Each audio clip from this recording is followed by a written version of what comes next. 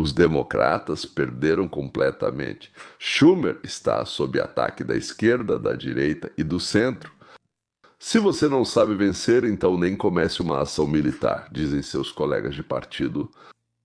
Está claro para todos que os 8 que votaram pela abertura do país, ou seja, os senadores democratas, não estão se rebelando contra Schumer e os outros. Isso é um acordo combinado. Foram expostos os que não podem ser prejudicados ou sofrerão menos que os demais. Alguns porque estão terminando sua carreira política, outros porque ainda têm mais 4 anos até a reeleição. Por isso, todos sabem que eles votaram com os republicanos e com Trump com a permissão da liderança do partido. E a juventude democrata radical quer o sangue de Trump e agora também o sangue dos traidores das legendas. Tenho mais perguntas do que respostas. Não entendo por que os democratas no Senado concordam com isso. Lutaram tão arduamente por uma data prometida no futuro e agora parece que eles estão concordando com algo para daqui a 6 semanas. Como eu não entendo? Eu disse, não, isso não parece um acordo de cavalheiros, parece a luz e a bola de futebol. É tipo assim, sim, nós prometemos essa votação. Sabe, a votação sumiu. Eles podem votar de boa fé no Senado, mas na Câmara não vai acontecer nada. Mike Johnson, porque teve isso. Acho que mesmo se John Thune agir honestamente e prometer isso, olhe para a base. Vejo algo nas redes sociais e recebo e-mails dos ouvintes do meu programa de rádio, que aliás é meu. Nós Entregamos o devido por hoje. Vamos lá. Todos estão prontos. Dizem que você fechou o governo por 40 dias e agora vai reabrir. O que ganhou com isso? Nada, depois de toda a dor que você causou. As pessoas estavam prontas para aceitar. Falei com membros do sindicato TSA que disseram: suporto a dor se isso ajudar a conseguir subsídio para o seguro de saúde. Você não recebe nada em troca? Não entendo. E ainda ganhou as eleições na terça com grande vantagem. Pois é, essa é minha dúvida. O que explica esse momento? Parece que algo mudou. Bem, os Turndales não mudaram. Um homem cínico diria que os democratas ganharam as eleições, que isso mudou? Sim, república. Vão dizer, é exatamente isso que eles vão dizer. E, sabe, eu não faço relações públicas, sabe, eu trabalhei para 3 senadores democratas no passado, agora eu não faço relações públicas para eles. Não sei qual será a resposta deles ou a verdadeira, pois não é óbvio. Parece que eles Desistiram? Sim. Parece que eles desistiram porque foi exatamente isso que fizeram. Obrigado! legendas de Matorzok. Disso tudo, fica claro que todos os 5 comentaristas da MSNBC ou são burros, ou estão fingindo quando dizem que não entendem o porquê. Tipo, os senadores democratas se renderam ao Trump, se renderam sem receber nada em troca. Sim. Sim. Eles são democratas, se renderam em todos os sentidos possíveis. Temos funcionários federais de esquerda por todo o Reddit completamente confusos. Hoje eles estão em pânico. Eles ficam tipo, o que foi isso? Todos nós fomos usados como peões, absolutamente para nada. Eles perderam seus empregos, eles perderam seus benefícios, eles perderam seus salários. E por quê? Quero dizer, literalmente por quê? O que diabos os democratas desistiram aqui? Nada! E sabe por que a imprensa ficou quieta? Porque não há uma grande e descarada enganação do público. Ou seja, bem, como de costume, por assim dizer, acontecia. Agora também, claro, existe enganação, mas sem esses ataques e toneladas de mentiras. Tem quilos, mas não tem toneladas. Porque a ABC pagou 15 milhões de dólares pelo engano no processo do Trump. A CBS pagou 16 milhões no processo do Trump. Sim, e agora o New York Times está tentando chegar a um acordo e a British Broadcasting Corporation já demitiu o diretor-geral de notícias e o editor-chefe de notícias e está implorando ao Trump por misericórdia. A British Broadcasting Corporation está ameaçada de destruição. Tim Davis saiu, Deborah Turner saiu e a British Broadcasting Corporation está abalada pelas acusações de notícias falsas. Bloco. Vamos conversar com o ex-diretor da British Broadcasting Corporation, Danny Cohen, e discutir a afirmação de que esse telejornal fez isso. Nós organizamos um golpe e a British Broadcasting Corporation é uma vítima involuntária. Talvez a British Broadcasting Corporation devesse aproveitar esse momento em vez de afirmar que é um golpe da direita, e não se cercar de proteção atacando pessoas que criticam a British Broadcasting Corporation com base em provas muito sólidas. Talvez eles devam encarar isso como uma oportunidade para a British Broadcasting Corporation dar um passo à frente, realmente reconhecer as críticas e se perguntar: o que podemos fazer de diferente?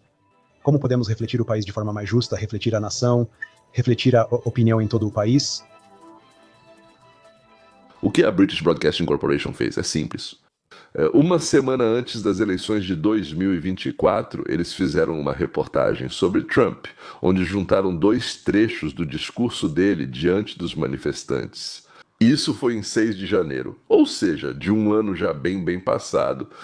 E depois da edição, ficou parecendo que Trump incitou a multidão a invadir o Capitólio. Esse clipe rodou o mundo todo e convenceu dezenas de milhões de pessoas de que Trump incitou uma ação armada. Eu nem sei que tipo de ação armada, nem que armas seriam essas. Droga, não houve nada disso, mas sim um protesto com o objetivo de mudar o resultado de uma eleição legítima. Ele falou uma parte, depois eles esperaram 45 minutos, encontraram outra parte, juntaram uma com a outra e assim conseguiram uma confirmação da suposta sede de sangue de Trump. A British Broadcasting Corporation foi institucionalmente tendenciosa durante décadas.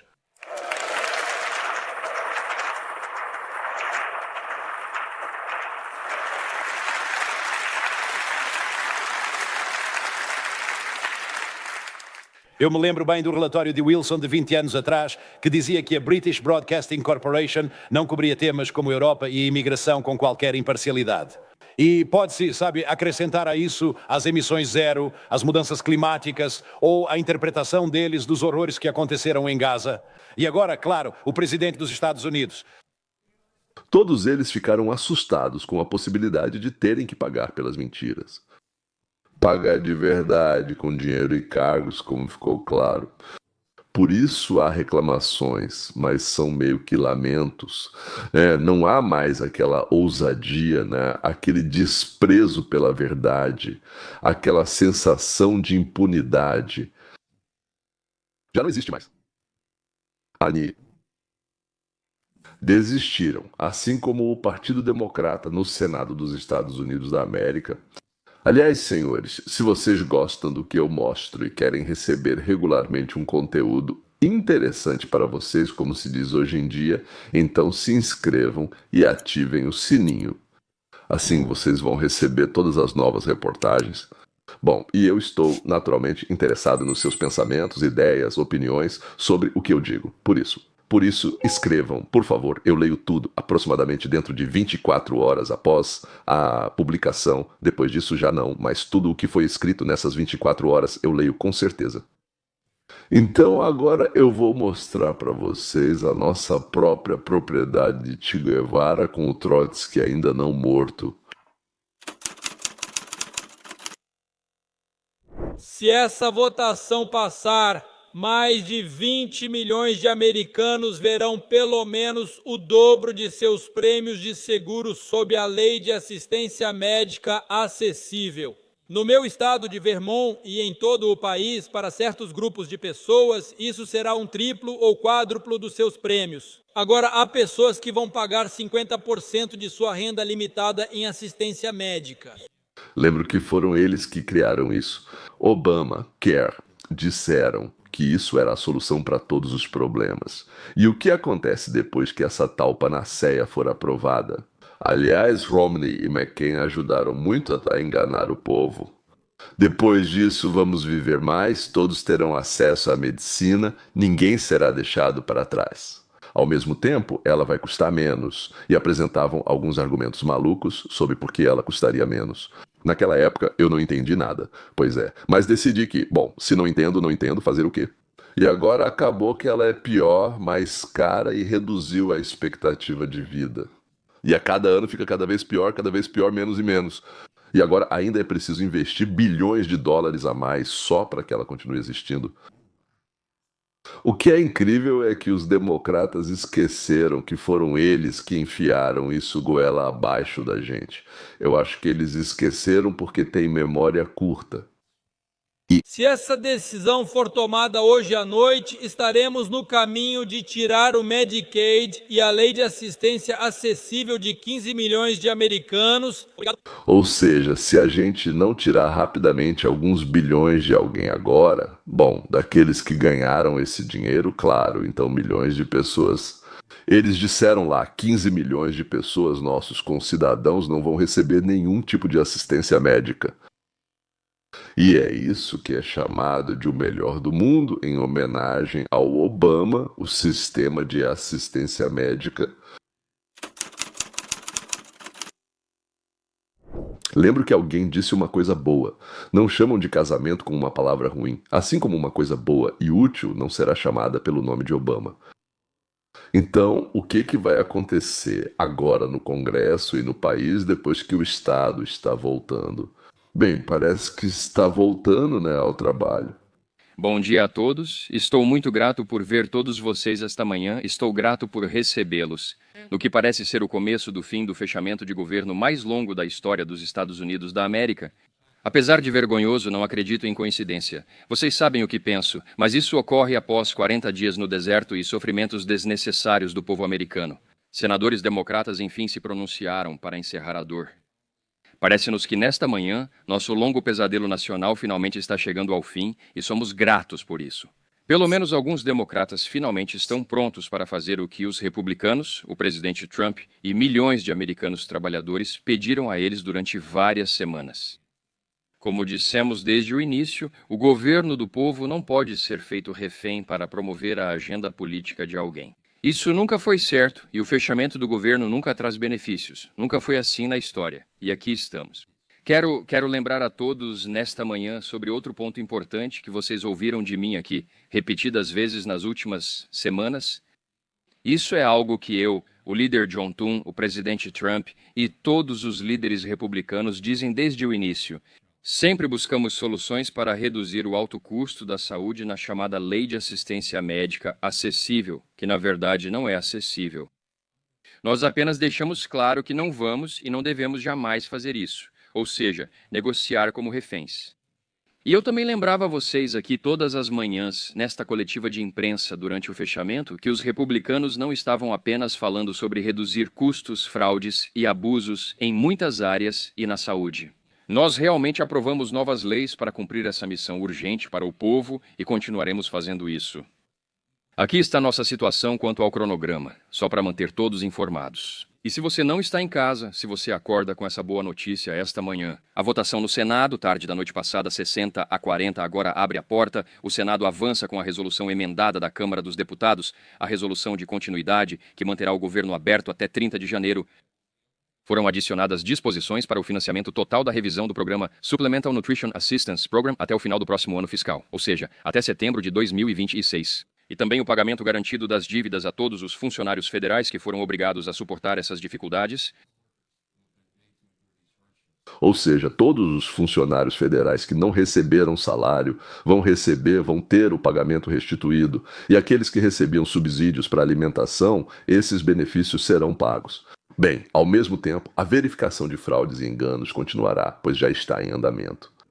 O Partido Democrata já estava em conflito interno antes mesmo do shutdown e agora começaram verdadeiras batalhas sangrentas. E vão acontecer, com certeza vão. Esperem por vítimas.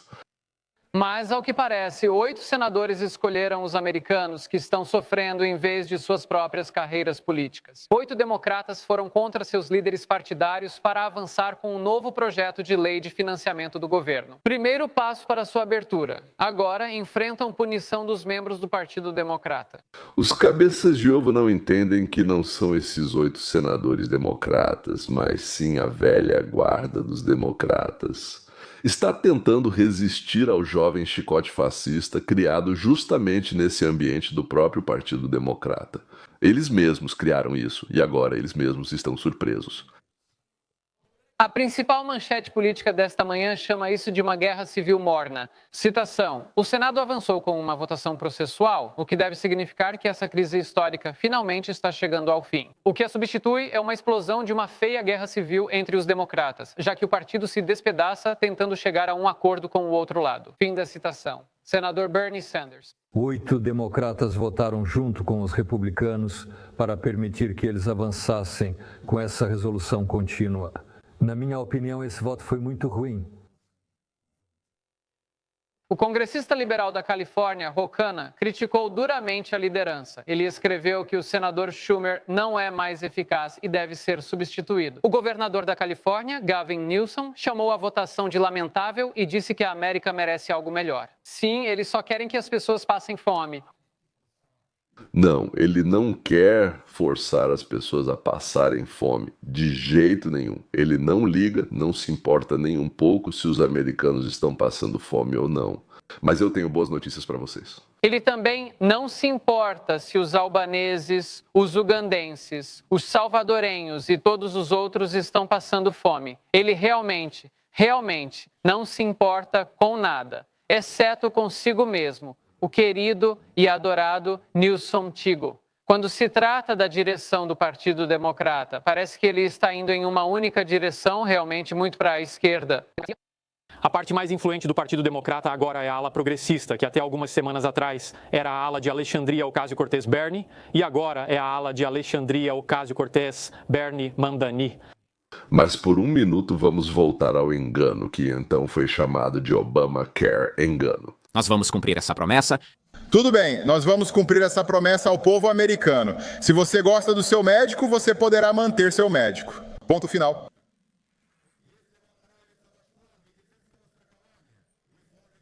Ele diz isso sabendo exatamente sabendo que é mentira. Ele não é o primeiro nem será o último, certo? Tudo o que ele disse é uma mentira desprezível. Não fomos tão claros quanto deveríamos sobre as mudanças que estavam acontecendo. E lamento que eles tenham acabado nessa situação por causa das garantias que receberam de mim.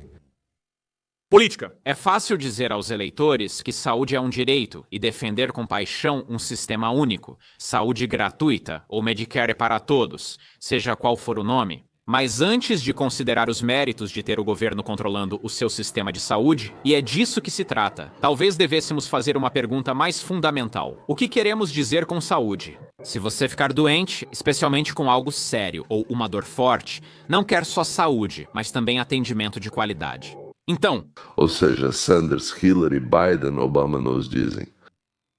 Receber tratamento, cuidados, remédios, cirurgia, até aparelhos como cadeira de rodas motorizada e eletrônica, isso é seu direito. Não importa absolutamente quanto isso custa, é seu direito. Na verdade, seria bom acrescentar e para quem isso vai custar e quanto. Sim, porque isso não é nada barato. Uma família nos Estados Unidos da América gasta, em média, $5.600 anuais. De onde tirar esse dinheiro? Acho que do camelo. A resposta está aqui na América.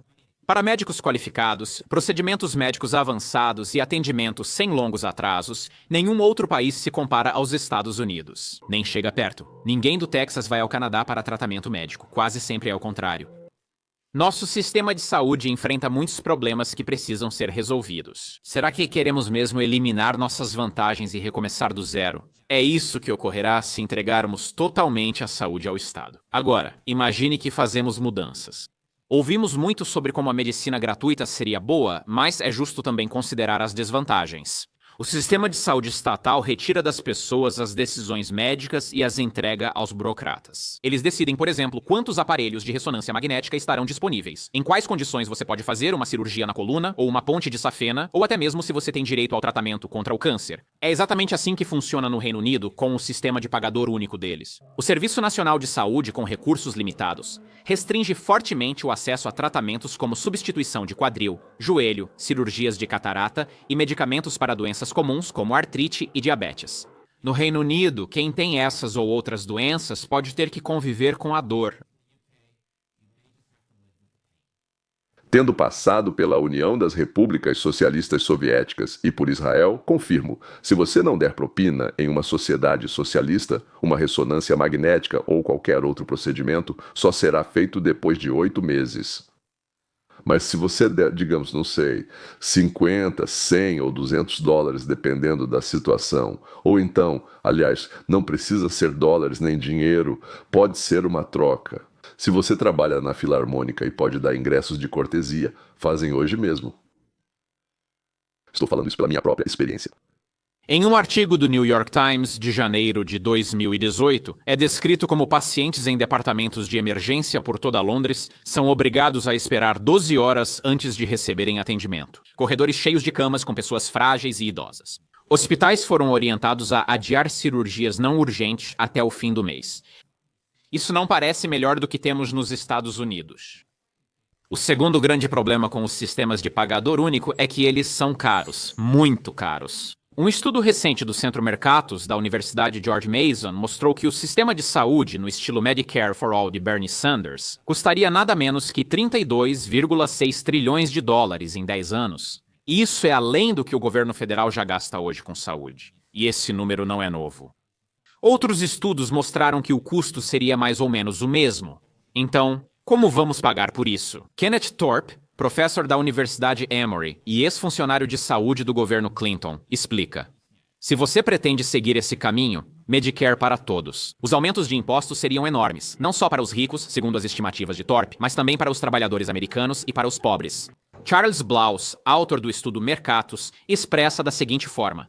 Mesmo dobrando todos os impostos de renda individuais e corporativos previstos, ainda não seria suficiente para financiar esses gastos federais adicionais. Ele vê isso como uma estimativa conservadora. O Canadá conhece bem o aumento dos gastos. Em Ontário, a maior província do país, esses gastos representaram 46% de todo o orçamento em 2010. Até 2030, esse índice está previsto para chegar a 80%. Em alguns anos, Ontário terá recursos quase só para a saúde.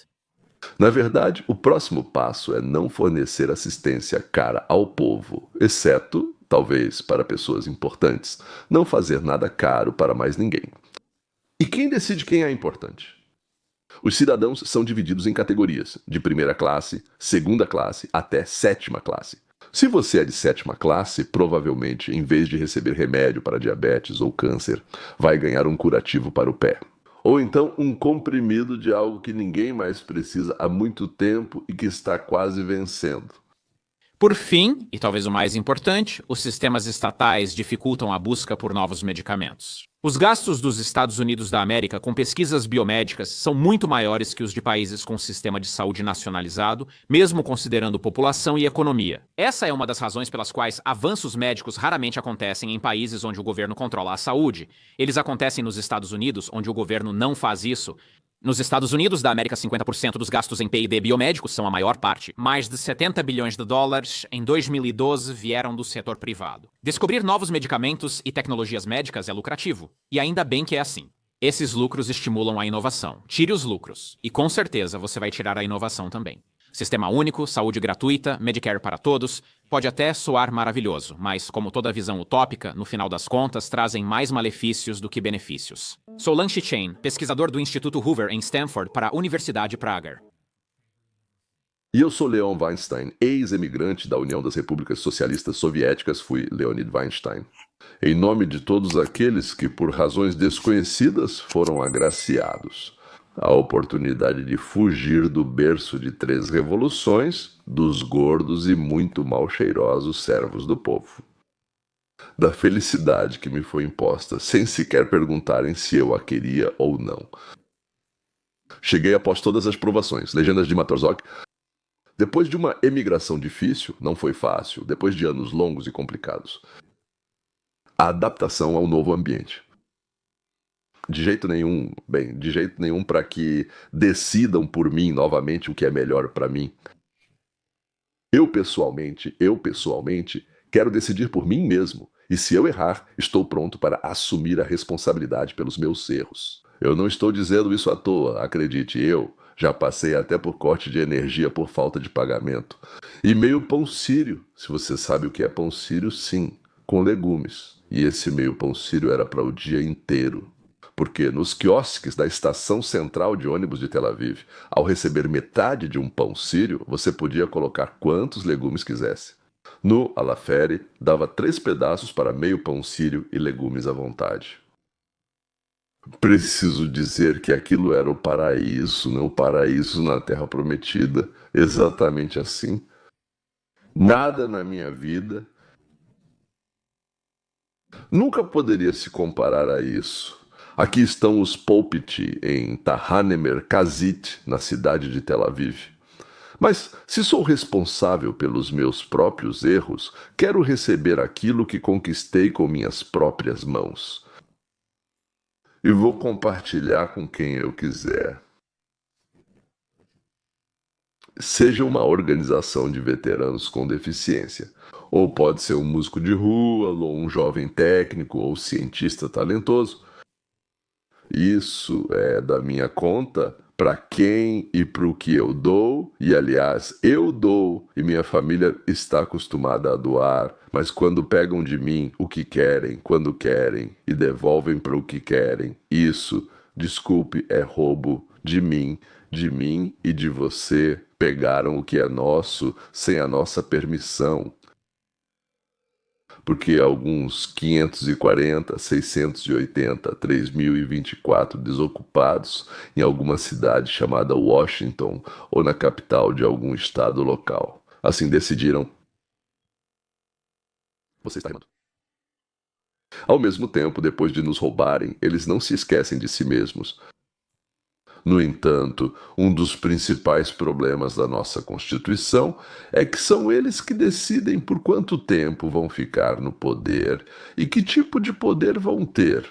E eles nunca votam para diminuir seus próprios benefícios e o seu poder, senhores. O país enfrenta muitos problemas. Parte deles são naturais, normais, e parte foi criada por aqueles que querem agir incansavelmente e, o principal, sem nenhum controle. Roubar de nós, porque eles mesmos não conseguem se sustentar. A única forma de se sustentarem é criando leis pelas quais seremos obrigados a dar e depois dar de novo, até morrermos. Depois não haverá mais nada para tirar. Mas os irmãos democratas, para eles, o principal é que dure enquanto eles estiverem vivos, porque eles pensam que nós teremos bens suficientes para a vida deles. Olhe para eles, sim, esses bens eles vão tomar e usar, e vão nos chamar de insensíveis e ingratos, e às vezes até de capangas dos burgueses. Bem, nem todos. Então, os democratas são tão terríveis quanto eu digo, a esmagadora maioria, todos eles. Não, provavelmente, eu nunca conheci, mas provavelmente existem bons democratas. Não pode não haver, sim, por acaso. Tudo bem, senhores, nem tudo é para eles. Maslenitsa.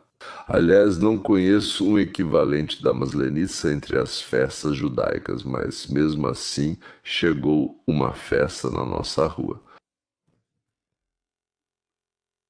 É isso. Vamos nos despedir e nos encontrar em breve, muito em breve.